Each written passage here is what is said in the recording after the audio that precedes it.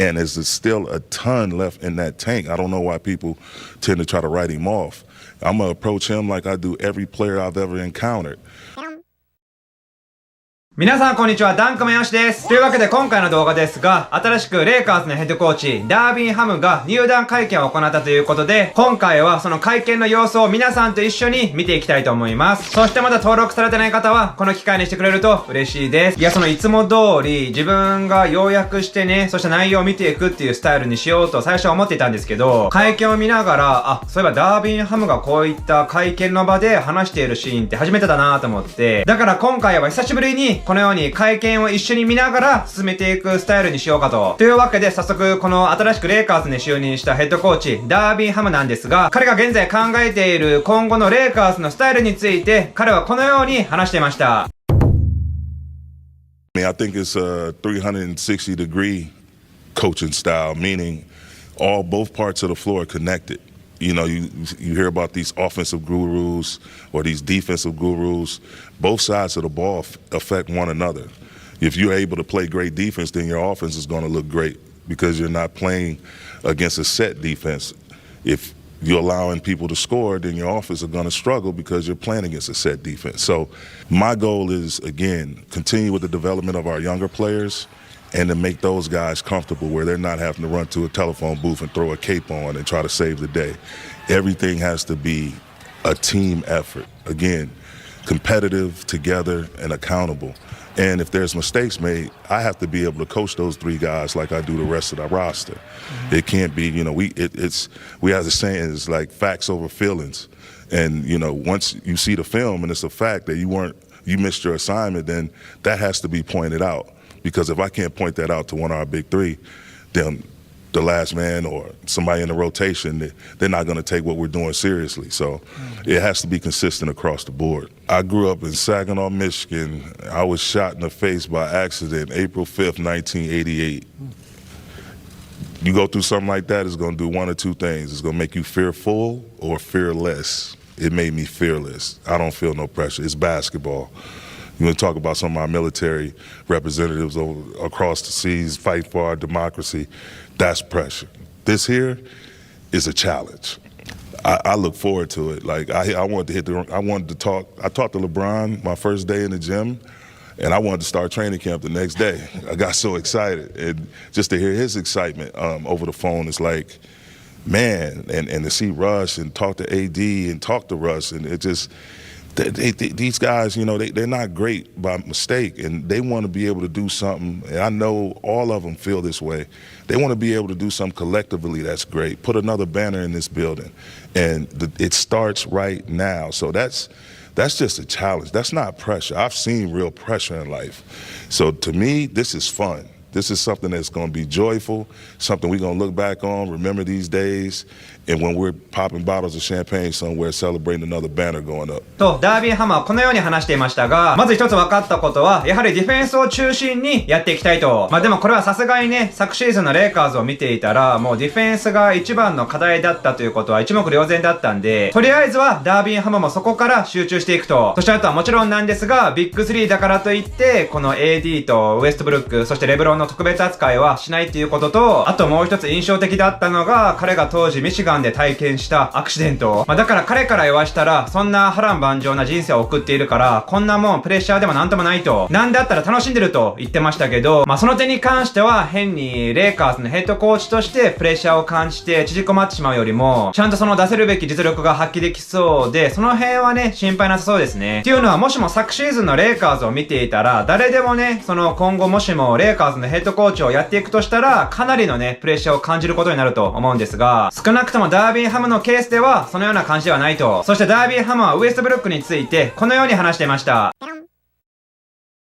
Yeah, I would say yes. Russ and I have had some really, really great one-on-one convos, man. And the biggest word I think came out of those discussions were sacrifice. That was the biggest word. It was sacrifice. We're going to sacrifice whatever we got to do. And it's not just Russ. There's going to be sacrifices that LeBron has to make, that AD has to make, on down the line through the rest of our roster. Again, we have to start on the defensive end. And in terms of what his role is going to be. I'm gonna expect him to be the same tenacious, high-energy player that he's been on his entire career. A lot of it now may happen without the ball in his hand. Most of it now may happen on the defensive end.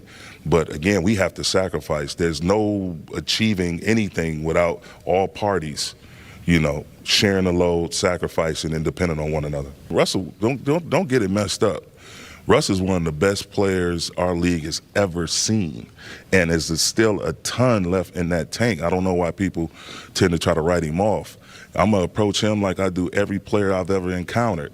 We're going to talk about our running habits with the ball, without the ball.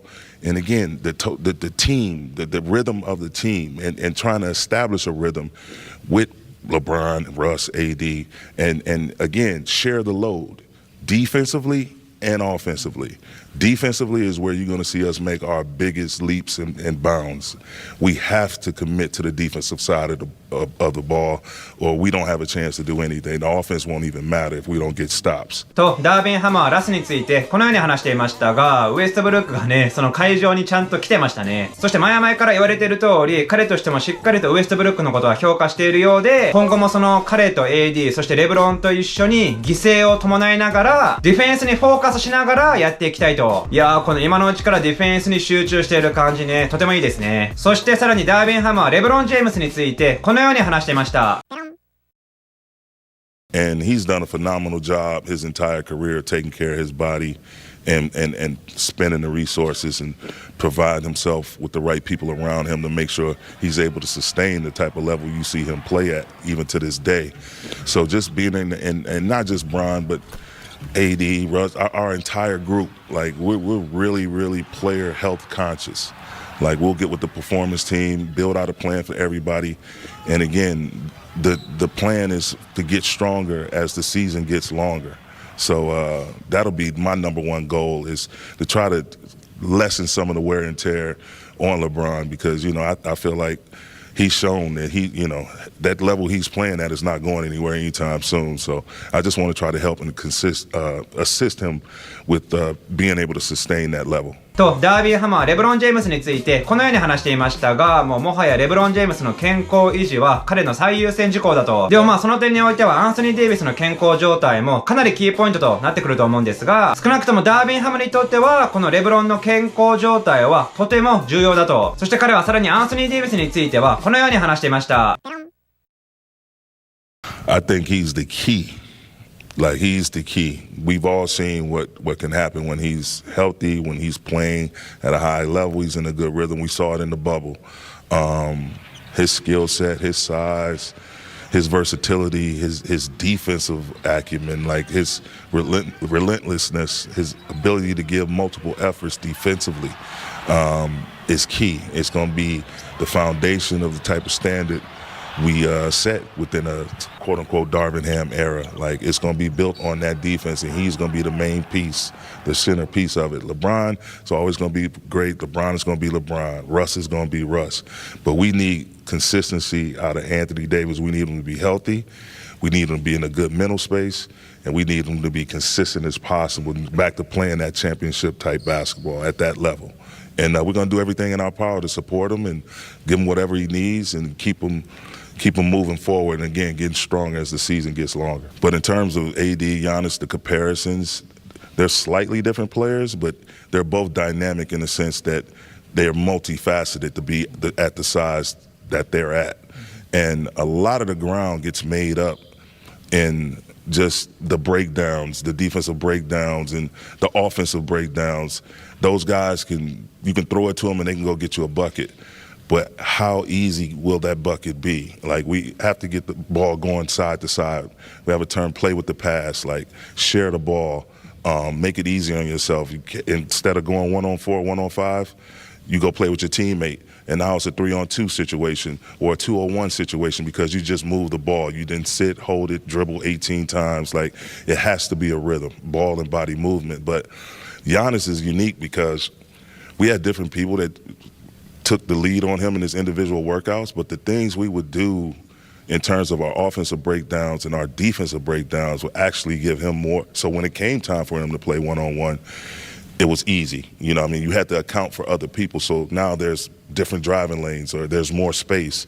And again, it goes back to the type of rosters we were able to build and put the type of players around him that's we're going to do here. When Rob and I collaborate, we're going to dive in and put the best roster out there that we possibly can to support our big three. と、ダービンハムは AD についてこのように話していましたが、彼がその新たに構築していくディフェンスにおいてキープレイヤーになってくると。そしてあとは前にコーチしていたチームのヤニスについても話していましたが、間違いなくね、彼が当時バックスにいた時にヤニスはどんどん成長していったんで、そこで学んだことをね、アンソニー・デイビスにも伝えていって、なんとか彼のレベルアップへとね、繋げていってほしいですね。そして彼は以前コーチをしたことがあるコービーについてもこのように話していました。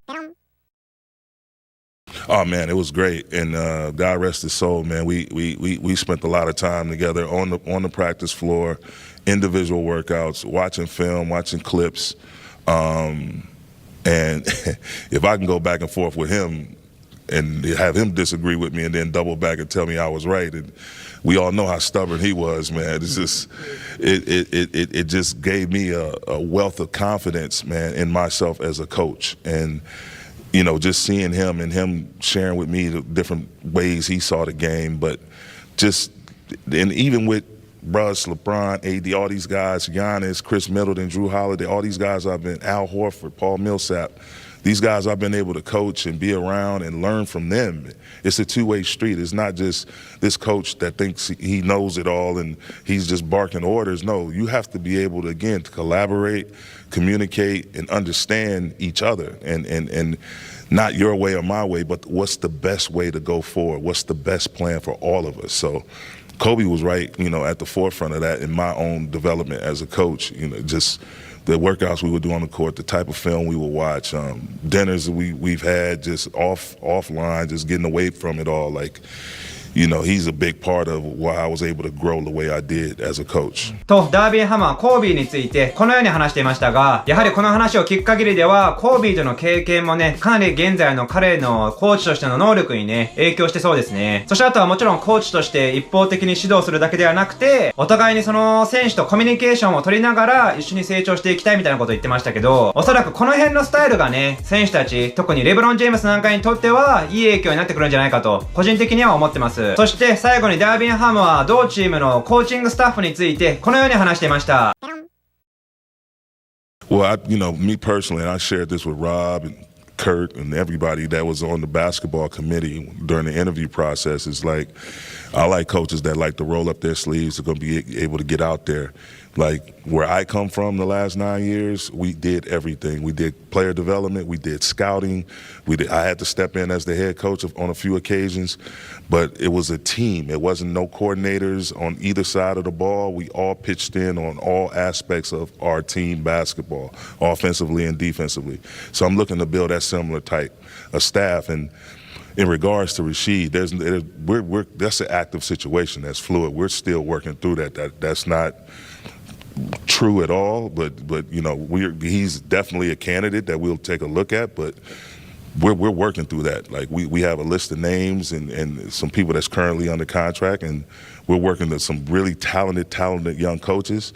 And we're working through that to try to put together the best staff possible. と、ダービンハムはこのように話していましたが、ラシード・ウォーレスね、懐かしい名前ですね。最近バスケを見始めた人はわからないと思うんですが、ラシード・ウォーレスといえばね、その2000年代ピストンズが強かった頃にね、大暴れしていて、自分も大好きな選手だったんですけど、ラシード・ウォーレスがコーチ、少なくとも現時点で自分の頭の中では全然想像ができないんですけど、いやーでもこれはもしも実現したらね、とても面白そうなことになりそうですね。はい、というわけで今回はダービンハムの会見を一緒に見ていったんですが、皆さんは彼の会見を聞いてどう思いましたか？コメント欄で教えてください。そして今回も楽しんでもらえた方は高評価お願いします。はい、てな感じで今回は以上です。ご視聴ありがとうございました。